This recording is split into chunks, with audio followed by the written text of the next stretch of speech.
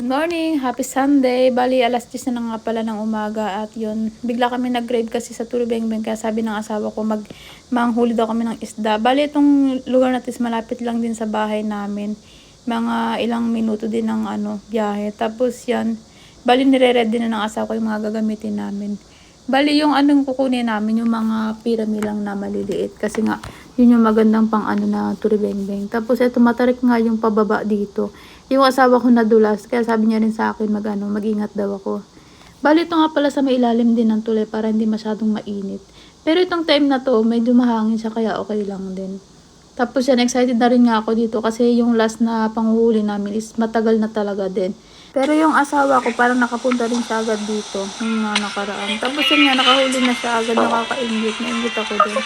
So, sabi ko ako din, kaya ito nagre-ready na ako. Tapos yan, nag-video muna ako dito kasi nga, para remembrance din. Tapos nakita ko ang daming isda, pero bakit wala pa rin ako nahuhuli. Yung asawa ko nakailan na huli. Nahuli na ako kasi nakawala. Ayun na siya, oh. Kaso ang laki niya.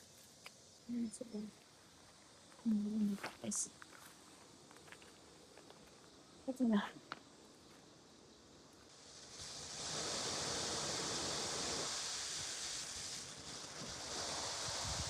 Lipat kami doon. Ayan yung asawa ko. Wala kasi. Marami dito kaso. Parang tumalino na sila. Kalam namin na. Wah! Ace! Ay, sayang! Naman nakahuli na sana kaso nakawala. Ang laki din pati. Maya ako punta doon. Maya ako sanad din sa asawa ko. Ha? Wala din daw doon. Ayan guys, so kung makikita nyo, ang dami din talaga. Kaso itong time na to, wala na talaga kumakagat doon sa pain namin. Naging matalino na yung mga isda. Tapos yun, umalis yung asawa kasi bumalik siya sa sasakyan para kunin yung yung malaking lagayan ba. Yung panghuli din na, anong tawag nga, fishnet ba yun? Ayan no, nakikita nyo ba? Sana naman makahuli kami din. Kasi, ilan pa lang yung nahuli namin.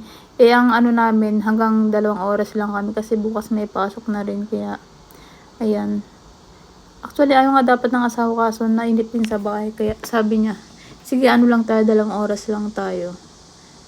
Pag namimingwit kami ng mga nakaraan is talaga sa buong araw. Kaso ngayon, kasi gawa nga na may pasok bukas, limit lang talaga yung oras namin. Kaya sana naman makadami kami. Guys. Yung yung gamit is, tinikip ko na daw, sumabit tapos nagkabulbul na. Sabi niya yun. Uwi na daw kami. Tapos parang wala din pumasok sa nilagay niya. Oh my God. Sobrang kaunti lang mahuli namin. Mainit na din. 와, 진짜 오빠 많아. 응? 많아. 뭐가요? 저기 많은데. hindi lang namin. Kasamang palad, wala rin talagang nahuli kahit isa yun. Kaya ayun, no choice kami guys. Uwi na kami. Nagtataka din nga dito yung asawa ko. Sabi niya ang dami-dami daw pero bakit wala konti lang huli namin. Bali ito lang yung nakuha namin. Parang ilang piraso lang. Nasa 7 piraso lang ata siya. Kaya ayun, sabi ng asawa ko, bibili na lang daw kami. Kasi talagang nag-crave talaga din siya sa sa Turubengbeng. Sayang. Nung mag-isa siyang nanghuli guys, ang dami niyang nahuli. As in, nakapagluto nga kami ng Turubengbeng. Sabi ko, pero bakit niyang kasama ako? Bakit ilan lang nahuli namin? Bali, dito na nga pala kami sa bibilan ng Turubengbeng. Dito rin kami minsan nakain tapos nung ojo. Masarap din yung Turubengbeng nila dito. Kaso maliliit lang din siya talaga tapos medyo pricey.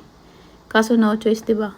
Bali, ito na yun siya guys. Ang laki-laki ng lagayan pero sobrang liit sa loob. Ayan no. Dito na nga pala kami sa bahay. Tapos yun, niluto rin namin yung paborito din niya asawa na abalon. Tapos yan, nagre-ready na rin kami.